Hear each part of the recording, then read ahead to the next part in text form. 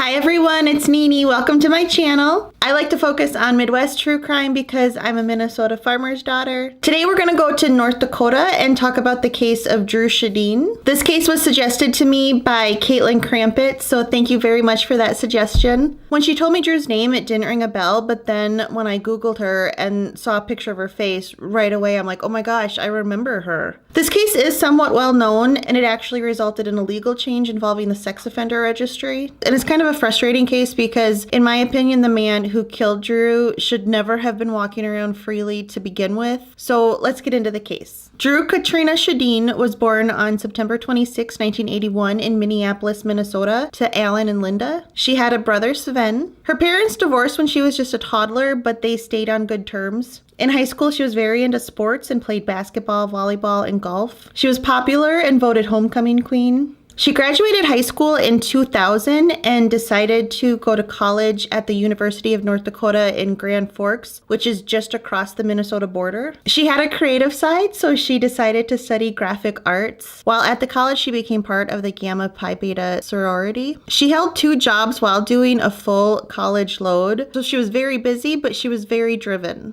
Dru was beautiful. I know that's a common thing to say about crime victims, and in a way it's kind of cliche, but my gosh, Dru was gorgeous and she had a big, beautiful smile. People said she had an upbeat, positive personality and lit up a room when she entered it. One of Dru's jobs was at the Victoria's Secret in the Columbia Mall in Grand Forks. On Saturday, November 22nd, 2003, Dru was 22 years old. She finished her shift at Victoria's Secret about 4 p.m., did some shopping in the mall, and then started to walk to her car in the parking lot around 5 p.m. As she walked to her car, she called her boyfriend, Chris Lang. The two had recently started dating, and he was currently in the Twin Cities moving into a new apartment. They had talked for about 4 minutes when Chris heard Dru say, okay, and then the call abruptly ended. But she didn't sound scared or panicky or anything, so Chris wasn't alarmed. He thought that was just how she was ending the phone call. At 7:42 p.m. that night, Chris received another call from Dru's cell phone. This time, all he heard was static and the sounds of buttons being pressed. So this one did alarm him. He called her roommate Meg, and she didn't seem too worried until she received a second call that night. This was from Dru's boss at her second job, the El Rocco nightclub where she worked as a waitress. Her boss told Meg that Dru had never shown up for her shift that night. That was very unlike Dru because she was reliable. Meg's first thought was maybe there was an accident, so she called the hospital in Grand Forks to see if Dru was there, but she wasn't. So about 9:30 p.m., she called the University of North Dakota campus police. It kind of sounds like they didn't think it was that big of a deal at first. They're like,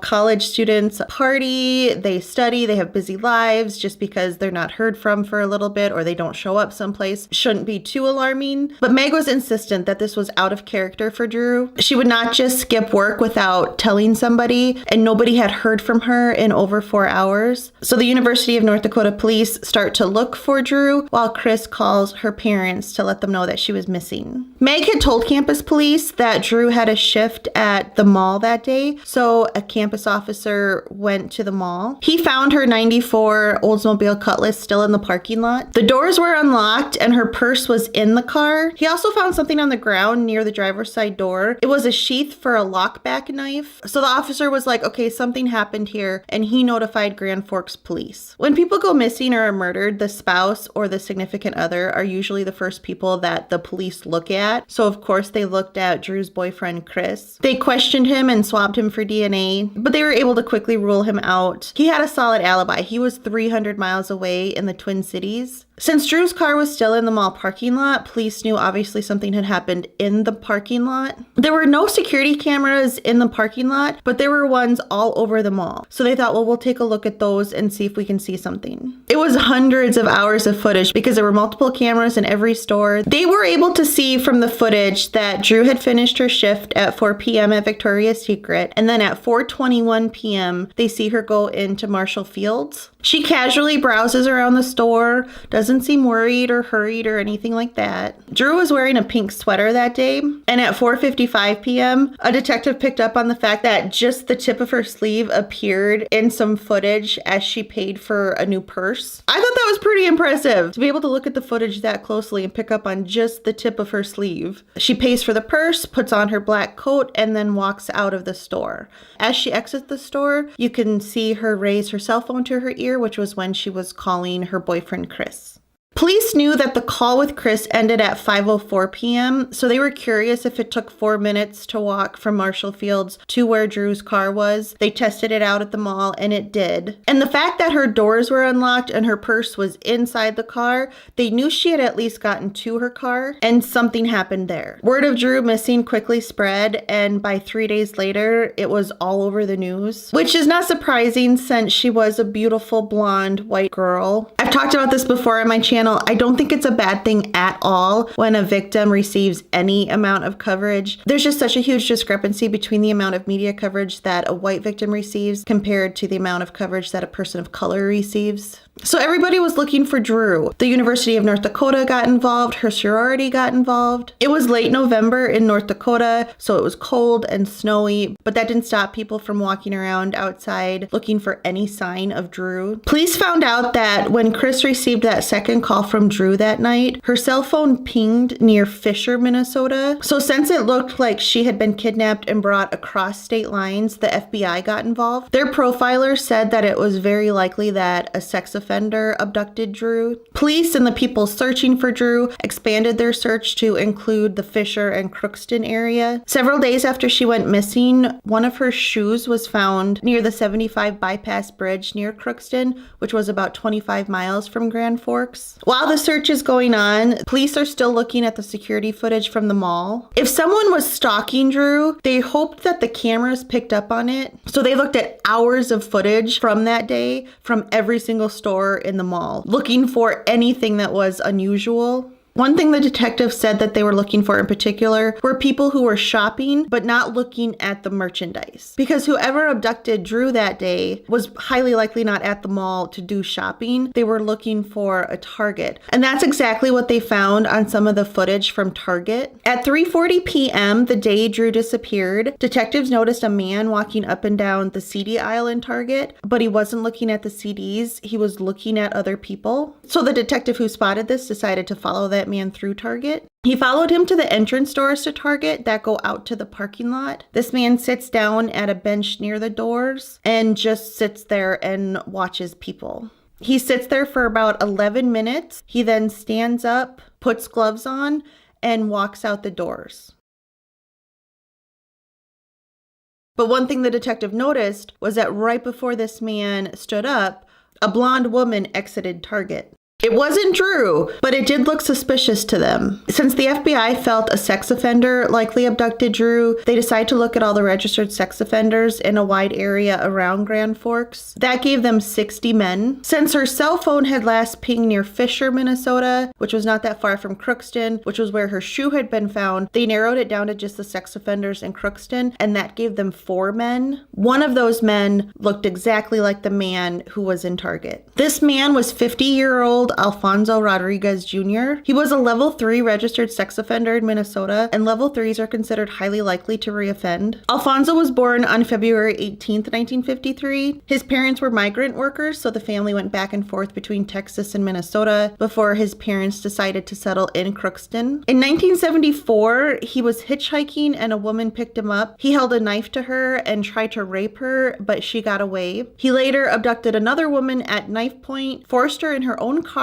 and drove to a secluded area where he raped her. He was convicted and sentenced to 15 years in prison. He served his time at the Minnesota Security Hospital in St. Peter, but was released after just 4 years, and I'm not sure why. Not long after he's released, he allegedly attacks another woman in Mankato, but he's acquitted of that crime. In 1980, he pulled up to a 69-year-old woman who was out for a walk. He tried to force her into his car, but she fought back, and he ended up stabbing her in her arm and stomach. He was convicted of attempted kidnapping and aggravated assault and sentenced to 23 years in prison. He was released from prison on May 1st, 2003, just 6 months prior to Dru's disappearance. and lived with his mom in Crookston. Police go and have a chat with Alfonso while he's working at a construction site. He tells them he was at the mall the day that Dru disappeared, but said he just went there to watch the movie Once Upon a Time in Mexico. But that movie was not playing at the mall on that day, and it wasn't playing in any of the nearby theaters either. They search Alfonso's car, and when they open the trunk, they can smell cleaner. They find a jar filled with cleaning solution. Soaking in it was a lockback knife. It was the same kind of knife that went with the sheath that was found near Dru's car. Police have enough to detain Alfonso, and so they bring in a forensics team to further examine his car. They find Dru's other shoe and also some blood,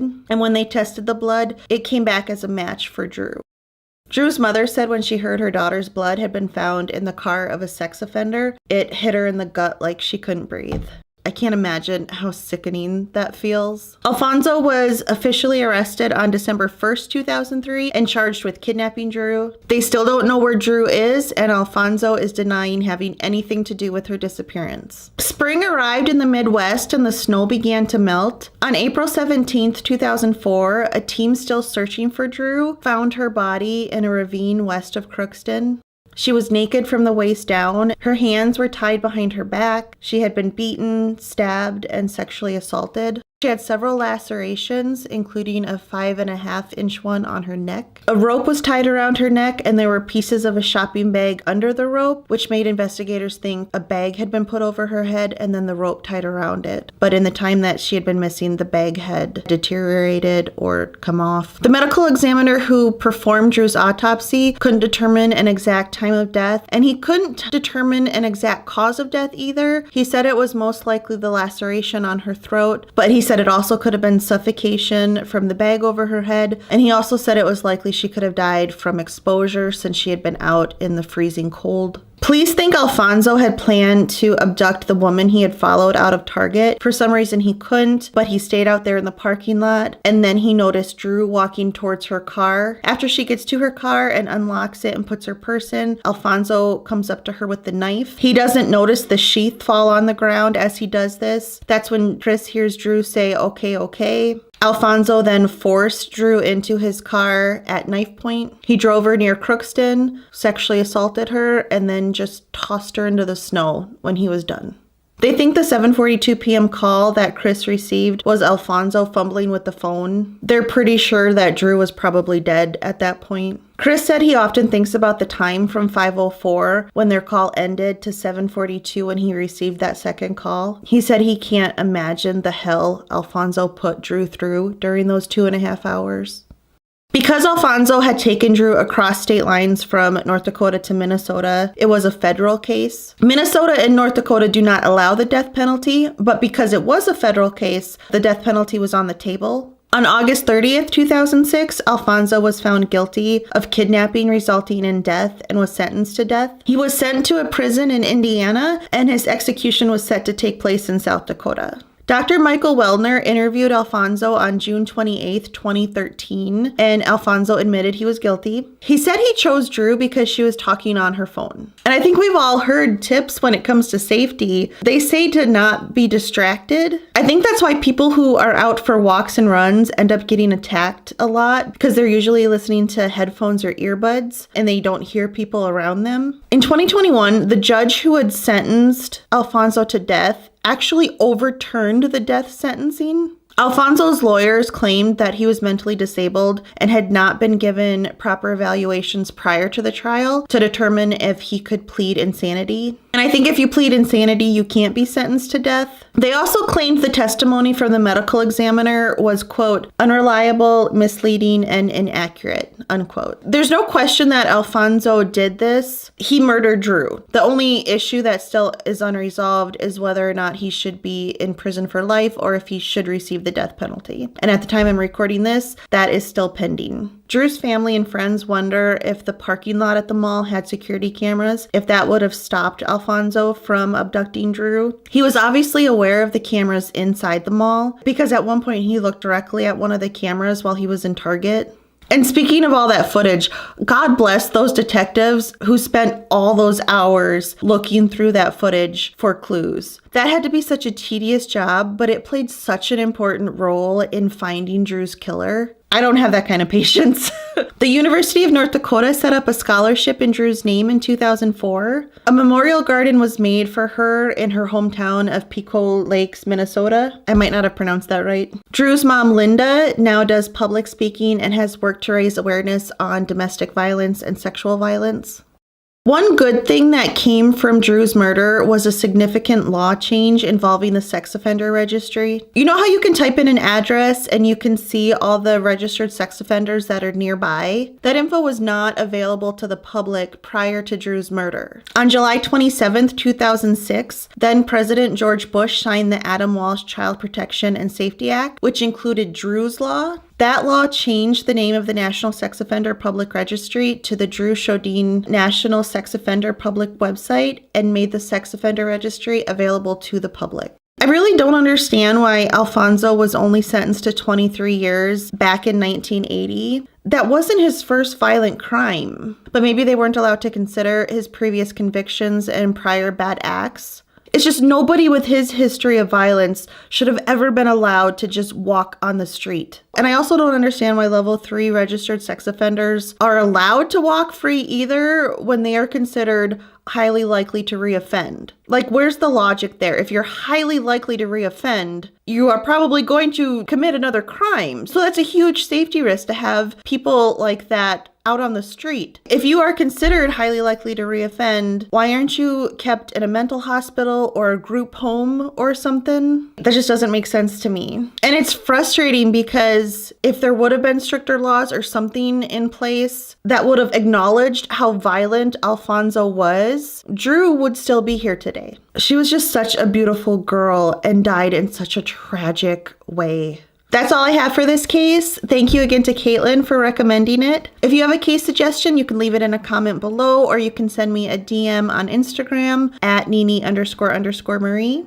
I'd love to hear your thoughts below. Thank you so much for watching. I'll see you next time. Bye.